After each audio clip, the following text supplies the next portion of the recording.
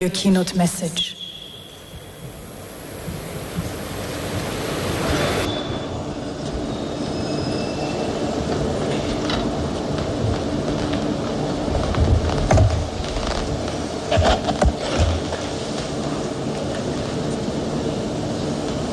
Dear friends,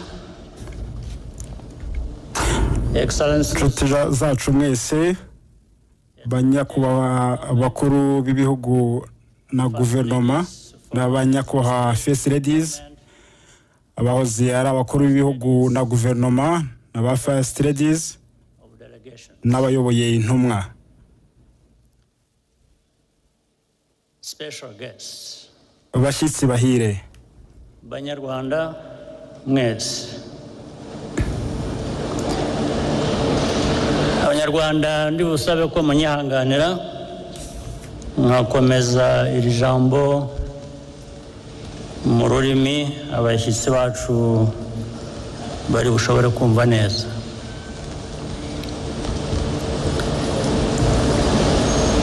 Today, uyu munsi our hearts are filled imitima yacu yuzuye agahinda and gratitude ariko no gushima in equal measure.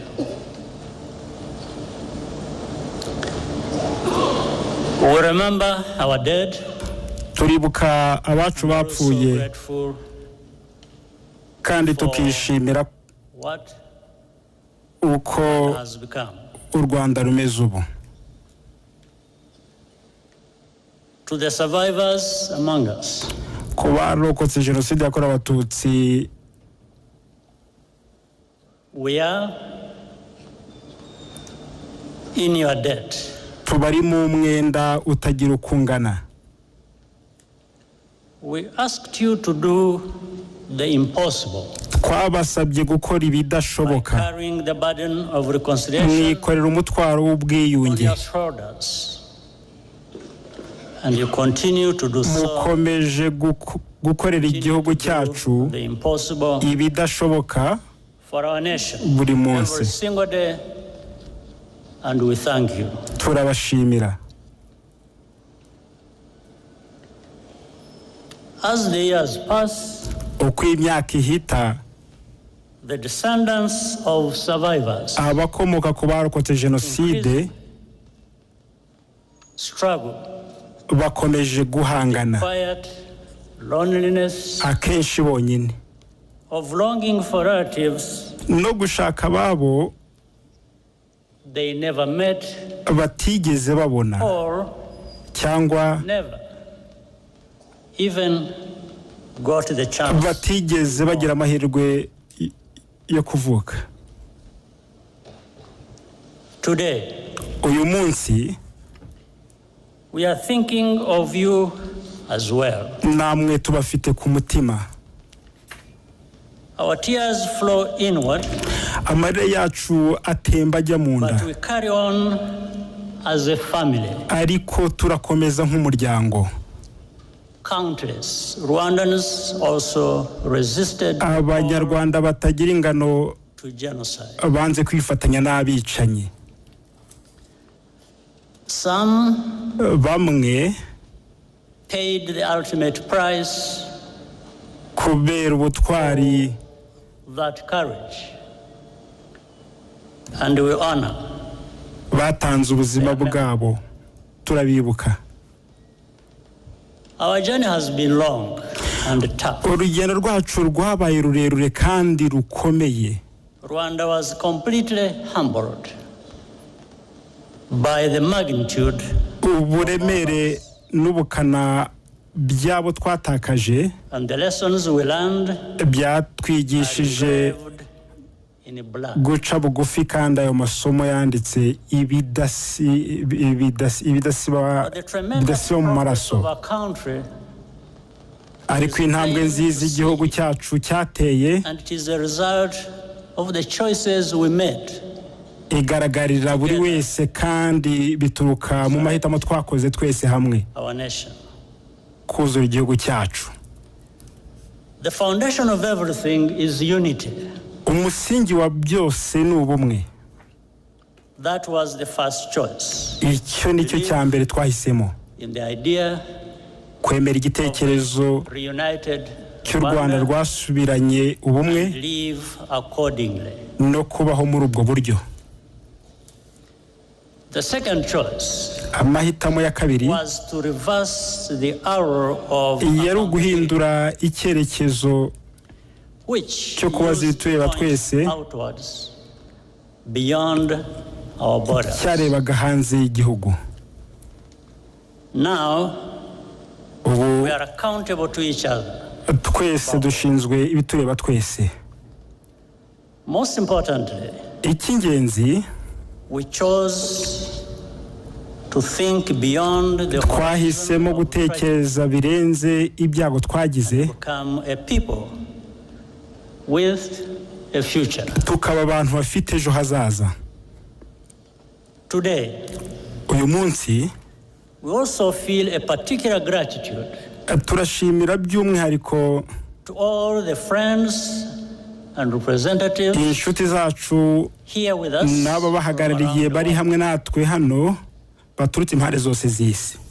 We are deeply honored by your presence. turabashimira cyane kuba muri hamwe natwe Us on this very heavy day. kuri uwo munsi uremereye.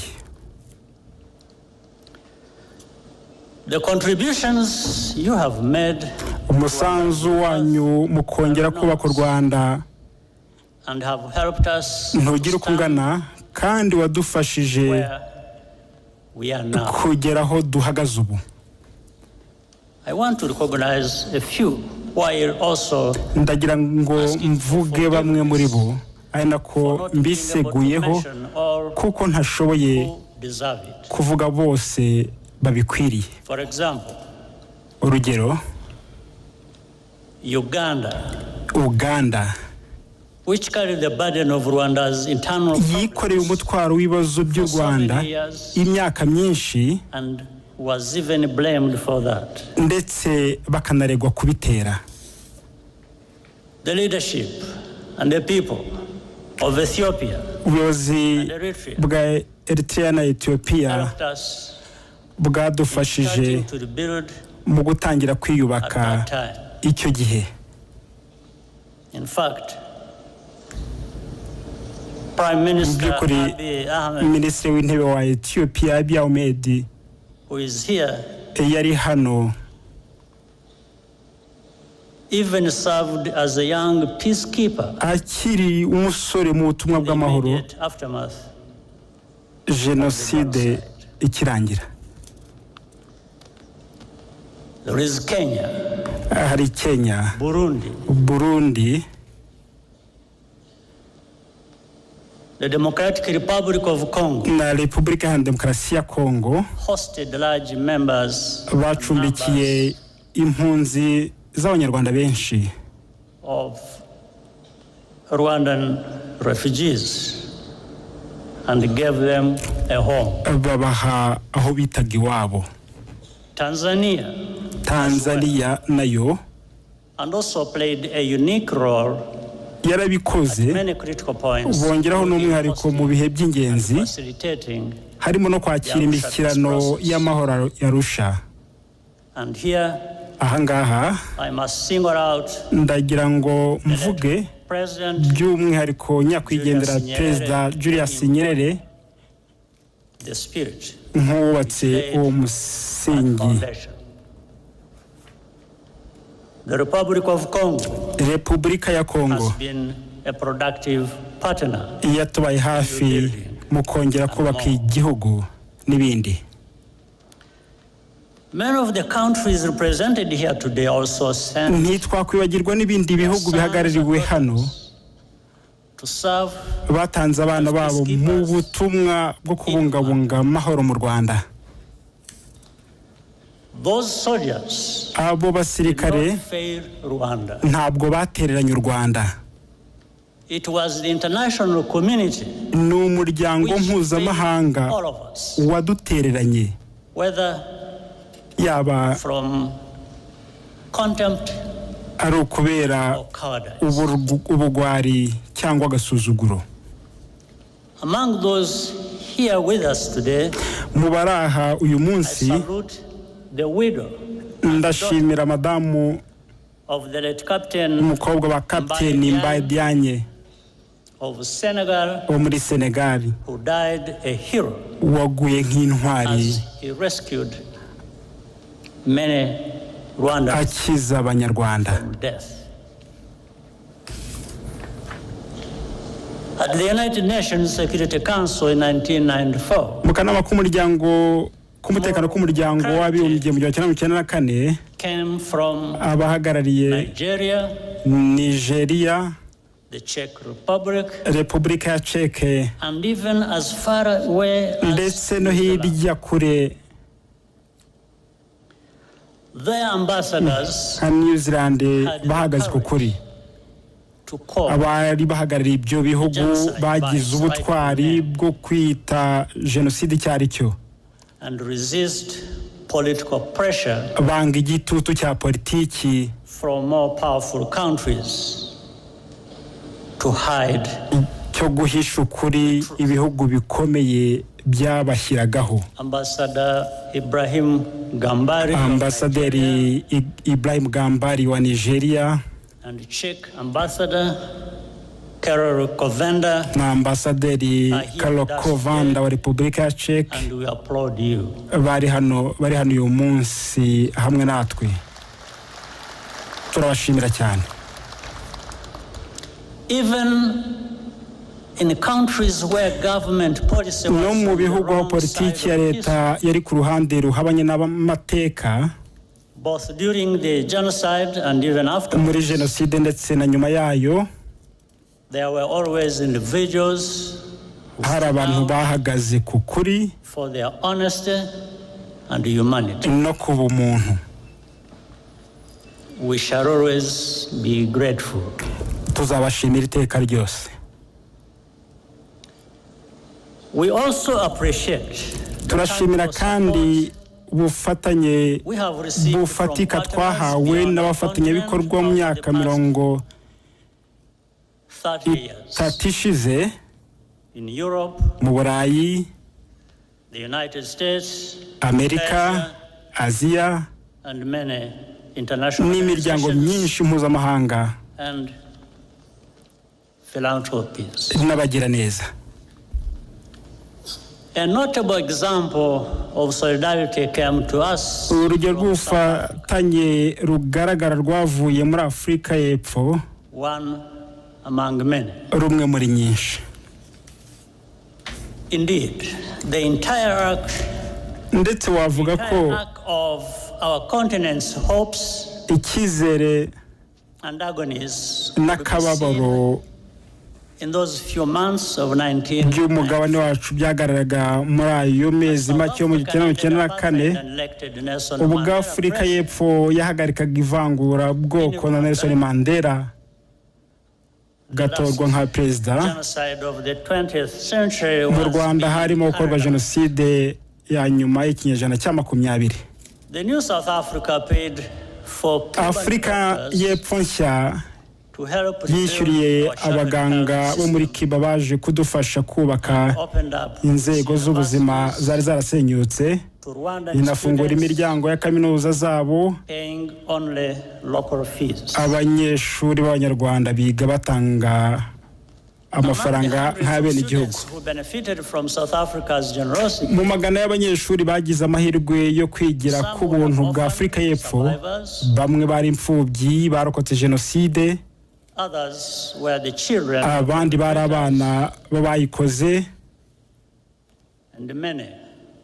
ndetse n'abatakiri n'abatari kimwe muri ibyo. Benshi muri bo n'abayobozi mu nzego zitandukanye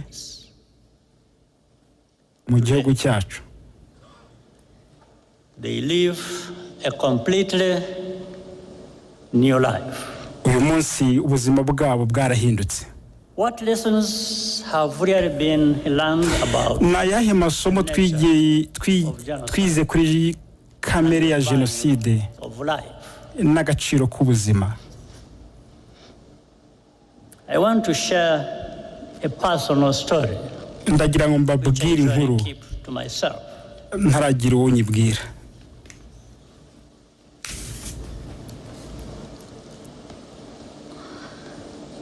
My cousin,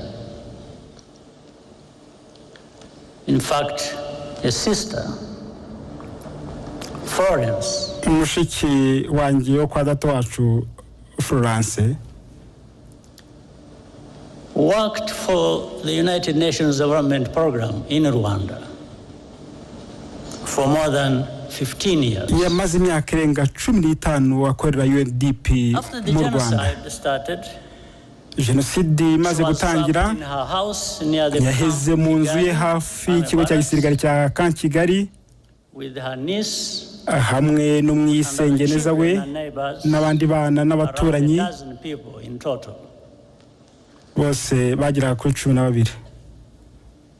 The telephone in Francis' house, telefone yo mu nzu ye still worked, and I called her several times. Namuhamagaraga kenshi kuri satellite telefone yanjye. Each time we spoke, uko twavuganaga, she was more desperate. Niko yarushagaho kwiheba. But our forces ariko ingabo zacu could not reach the area. Ntabwo zashoboraga kugera muri ako gace.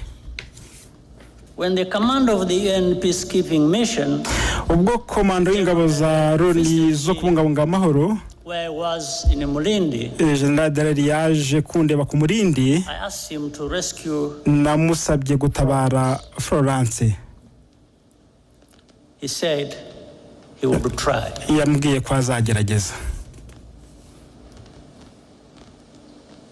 The last time I talked to her, inshuro ya nyuma navuganye nawe, I asked her if anyone had come. Namubajije niba hari umuntu wamugezeho.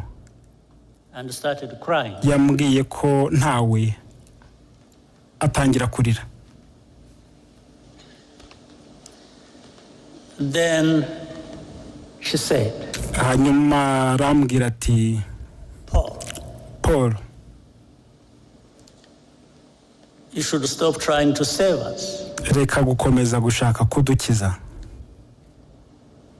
We don't want to live. Nta nubwo tugishaka kubaho.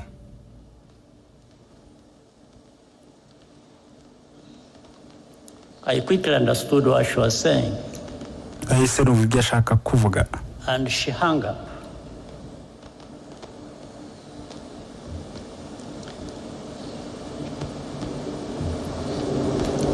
At that time, icyo gihe I had a very strong heart. Nari mfite umutima ukomeye. But it weakened a bit. Ariko byanciye intege gake. Because I understood kuko numvise what she was trying to tell me. Icyo yageragezaga kumbwira. On the morning of May 16th, mu gitondo cyo kwa 16 Gicurasi, following a month of torture, nyuma y'ukwezi kwicwa rubozo, they were all killed. Bose barabishe uretse umwisengeneza umwe washoboye gucika. It later emerged that a Rwandan working at byaje kugaragara ko umunyarwanda wakoraga muri UNDP yagambaniye bagenzi be b'abatutsi, abwira bicanyi. Witnesses abatangabuhamya remember him celebrating Florence's murder the night after the attack. Bibuka ko ijoro ryakurikiye icyo gitero yishimiye ko France yishwe. Yakomeje imirimo ye muri UN imyaka myinshi. Nubwo ibimenyetso bimushinja byagaragaye, arakidegembya now living in France. bakaba mu Bufaransa.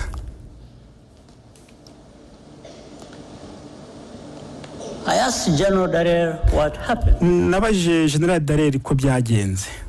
He said that his soldiers yambwiye ko abasirikare be basanze bariyeri y'interahamwe and so they turned back hafi y'inzu ye like that. Barahindukira bisubirirayo.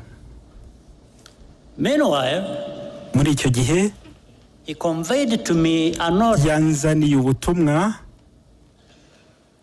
from the United States ambassador bw'ambasaderi w'Amerika to protect diplomats and foreign teka ko tugomba kurinda abadiplomate n'abasivile b'abanyamahanga by road to Burundi bahungaga bajya Burundi from attack by the militias. Banyuze mu nzira y'umuhanda ngo baticwa n'interahamwe. Things happened same time. I don't need to be instructed to do something that ntabwo byari ngombwa kumbwiriza gukora ikigomba gukorwa n'undi. That's what I was going to do.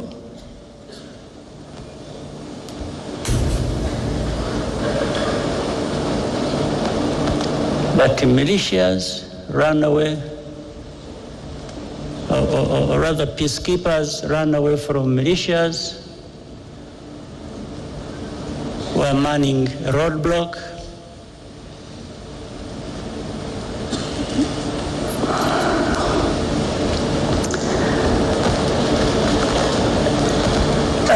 I do not blame General Dallaire. Ntabwo narenganya General Dallaire. Ni umuntu mwiza wakoze ibyo yashoboraga gukora mu bihe bibi cyane. Ariko muri iryo tandukaniro ry'izo ngero zombi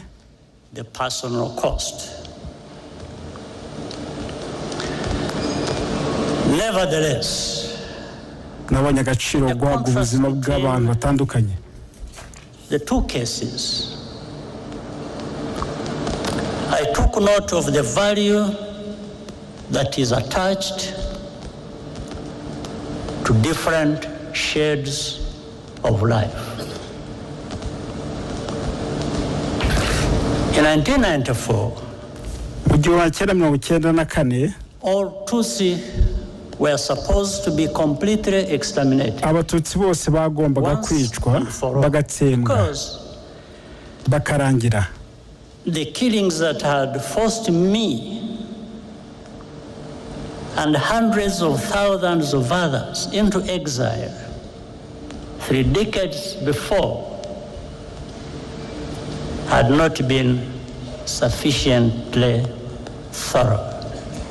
Kuko ngo ubwicanyi bwabaye imyaka 30 mbere ya Genocide bwatumye inge n'amagana y'ibihumbi by'abandi tubimpunzi butakoze uko byari bikwiye. Niyo mpamvu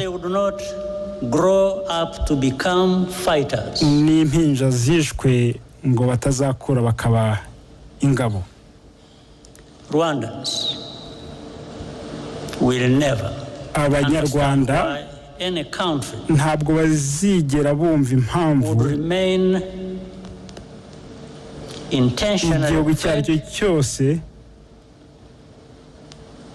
about who was targeted in the genocide. Cyakomeza kwanga kumva nkana abo Genocide yari yibasiye.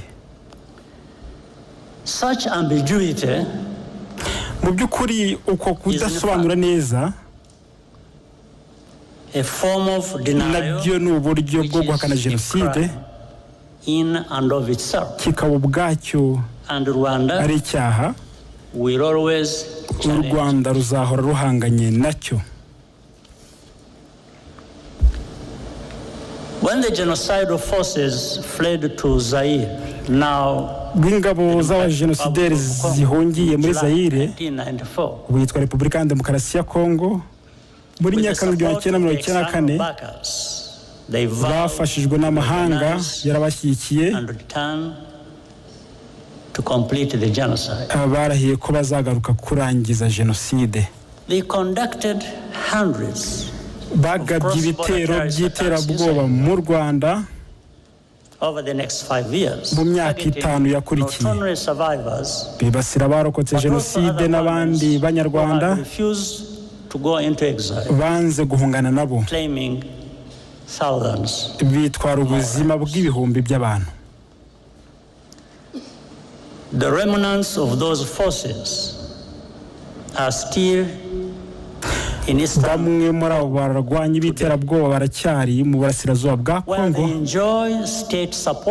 aho bashyigikiwe na leta, in full view of the United Nations, ingabo za Loni zo kurinda amahoro zibireba. Their objectives intego zabo ntabwo zahindutse, and the only reason this group, kandi impamvu aka gatsiko today known as FDLR, kitwa FDLR, has not been disbanded, kataraseswa, is because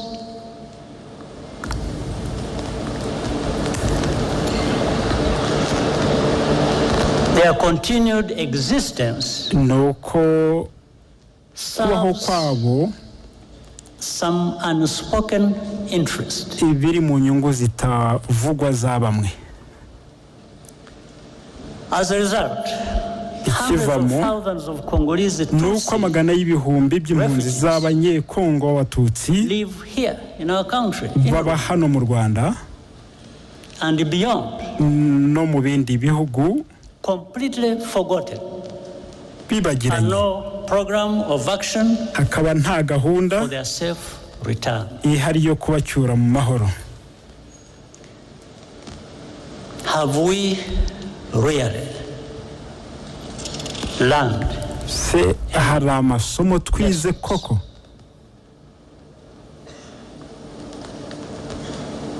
We see too many actors, tubona abantu benshi, even some from Africa, ndetse n'abo muri Afurika, getting directly involved as babyinjiramo mu gihe politiki y'amoko ishyirwa imbere, and ethnic cleansing itsemba ry'amoko ritegurwa rikanashyirwa mu bikorwa.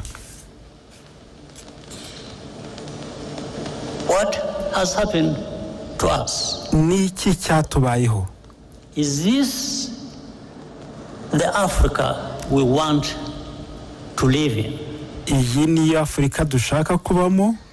Is this the kind of world we want? Iyi niyo si twifuza? Rwanda's tragedy is a warning. Icyo tuvuga tubaburira, the process of division and extremism, nuko inzira y'ubutagondwa n'amacakubiri iganisha kuri Genocide ishobora kuba ahariho hose niba ibyo tubabwira bidaha agaciro. Mu mateka abarokotse amarorerwa n'ubwicanyi bikabije bahora batezweho guceceka, gucunga ibyo bavuga, bitabaye ibyo bagasibanganywa ndetse bakaregwa kwikururira ibyago bibabaho. Ubuhamya bwabo ni ikimenyetso cy'ubufatanyacyaha,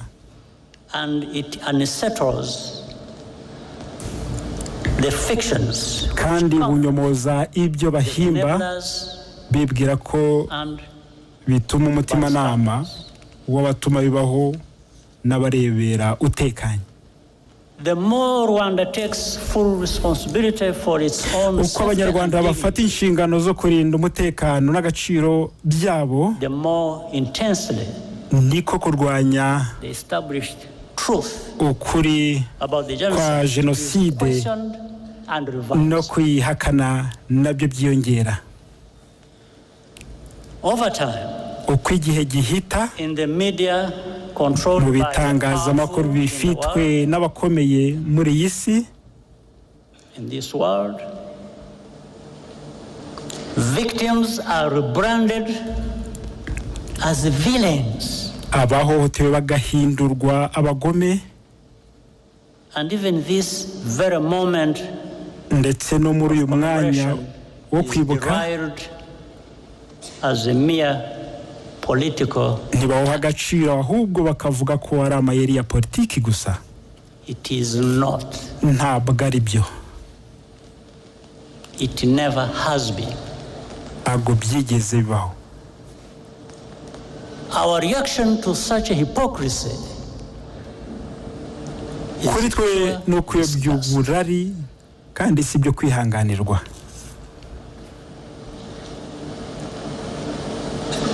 We commemorate because those lives twibuka kuko ubuzima bw'abavukijwe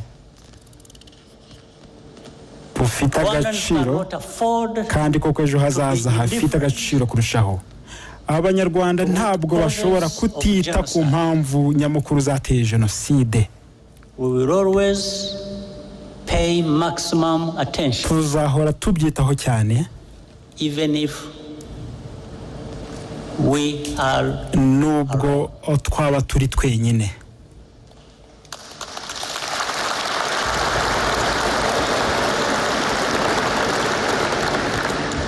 But what we are seeking ariko icyo dushaka is solidarity and partnership to recognize and confront no kumenya these threats no guhangana n'ibibazo hamwe as a global community. Nk'umuryango mpuzamahanga.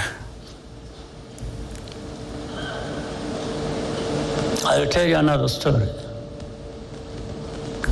Ababwira indi nkuru. One night, ijoro rimwe, in the later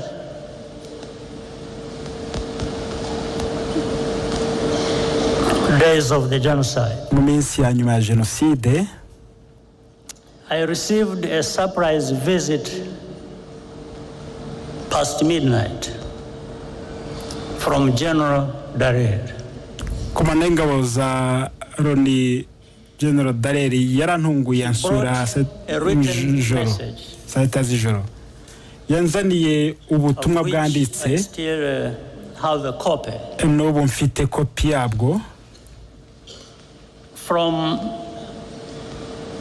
the French general commanding the force that France had buvuye ku mujenerali w'umufaransa uyoboraga ingabo zabo zari zimaze kugera mu burengerazuba bw'u Rwanda.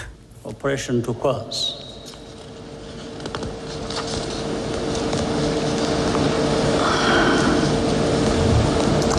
The message said ubutumwa bwavugaga ko that we would pay a heavy price tuzatanga igiciro kinini ingabo zacu if our forces dared to try to capture the town nizigerageza gufata umujyi wa Butare mu majyepfo. So and General Dallaire gave me additional advice. And General Dallaire in fact he said that the French had yambwiye ko abafaransa bafite za kajugujugu z'intambara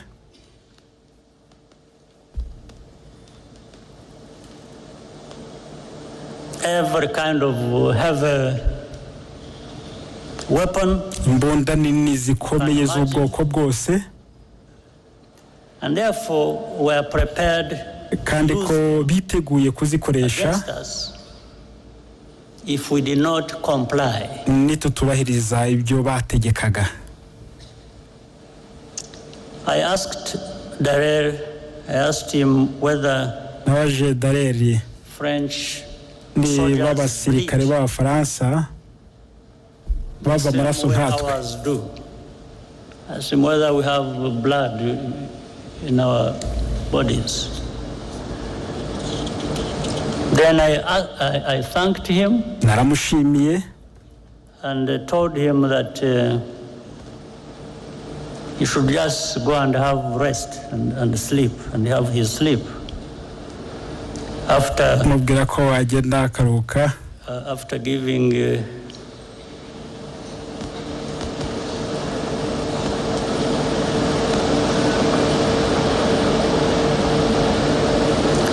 after informing the French that our response akabwira abafaransa ko igisubizo would follow. cyacu kizakurikira. And it did.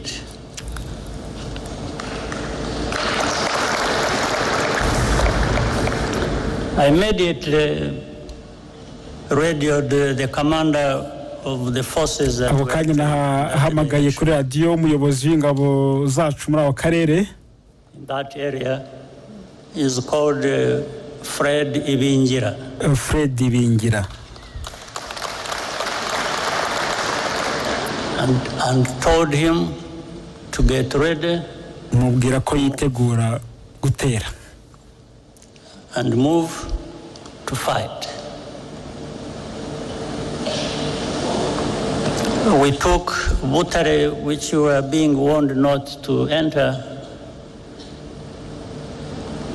We took that town at dawn.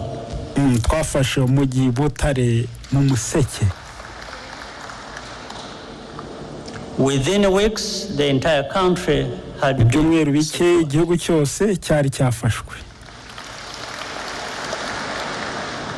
And we began rebuilding. Akazi ko kucyubaka We karatangira. did not have the kind of arms that were being used to threaten us. Twari dufite izo ntwaro zakoreshwaga mu kudutera This is ubwoba. our land. This is our country. Those who bleed will bleed over it.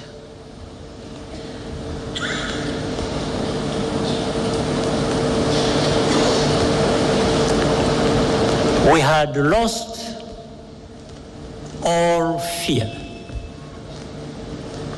Each Nta bwoba challenge twari tugifite. or indignity just made us Buri kibazo cyangwa agasuzuguro byaduhaga izindi mbaraga.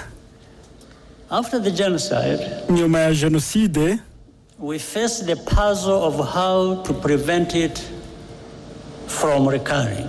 twagize ikibazo cy'uko twakumira Genocide There were ntizongere three kuba. broad lessons we learned as a result of our experience. Hari amasomo atatu twize bivuye mu byo twanyuzemo. Irya mbere, Only we as Rwandans nk'Abanyarwanda and Africans n'Abanyafurika can give full value to our lives. ni twebwe ubwacu twaha ubuzima bwacu agaciro bukwiye. We cannot ask others N'ubundi to ntabwo value twasaba abandi African lives guha ubuzima bw'Abanyafurika agaciro more highly than we ourselves do. karuta ako tubuha ubwacu. That is the root of our duty to preserve memory Iryo ni ryo shingiro ryo kwibuka and tell our history no kuvuga amateka yacu as we lived it. nk'uko twayabayemo. Second, Irya kabiri never wait for rescue ni ukudategereza ko hari undi or ask for uzagutabara permission cyangwa ngo usabe uruhushya rwo gukora igikwiye to protect people. kugira ngo urinde abantu.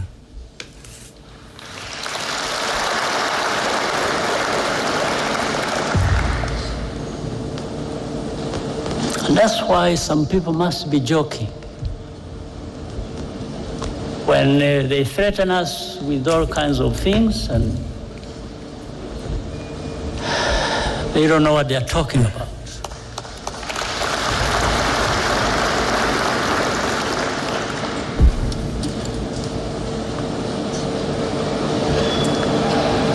But in any case, that's why Rwanda participates proudly. Ariko niyo mpamvu Rwanda rwitabira ubutumwa bwo kubungabunga amahoro And also aho extends bikenewe. assistance to African brothers and sisters no gufatanya n'ibindi bilaterally bihugu when asked. mu buryo bw'amasezerano iyo tubisabwe. Third, Irya gatatu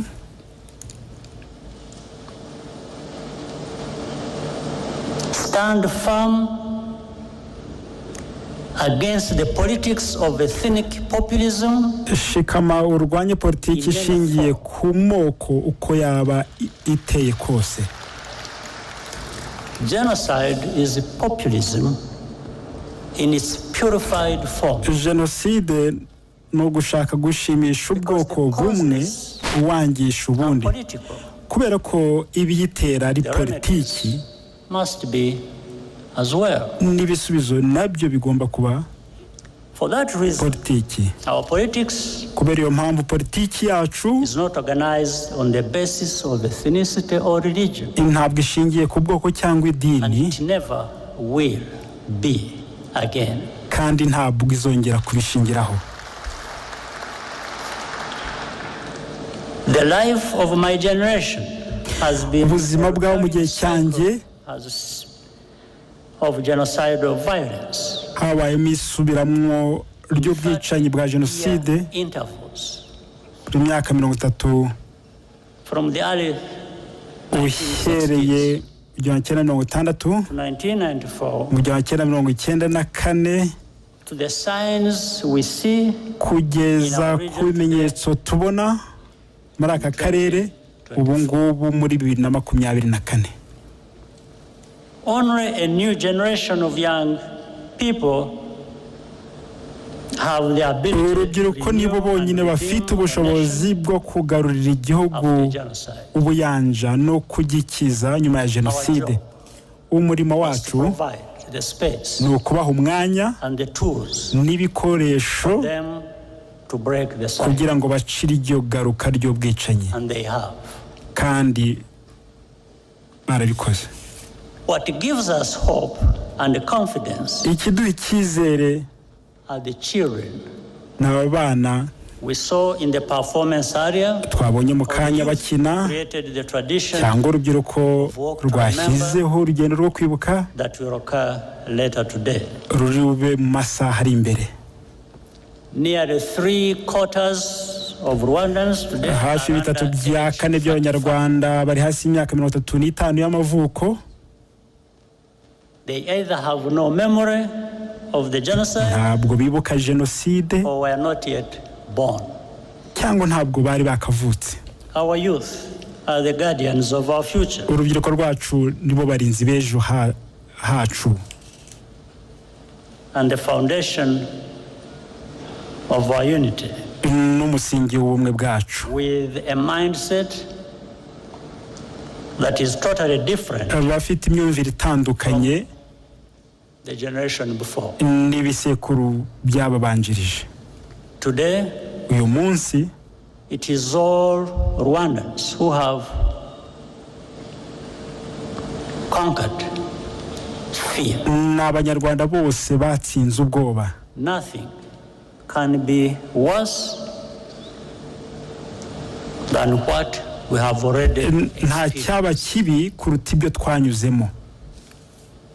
This is a nation of 14 million people cy'abantu miliyoni 14 who are ready biteguye any attempt guhangana n'icyari cyo cyose cyashaka kudusubiza inyuma.